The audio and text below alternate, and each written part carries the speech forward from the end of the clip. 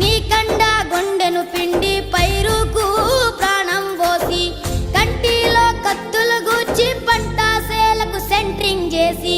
కాపరి వైసలిలో చచ్చావా మాయన్న నీ ఎత్తు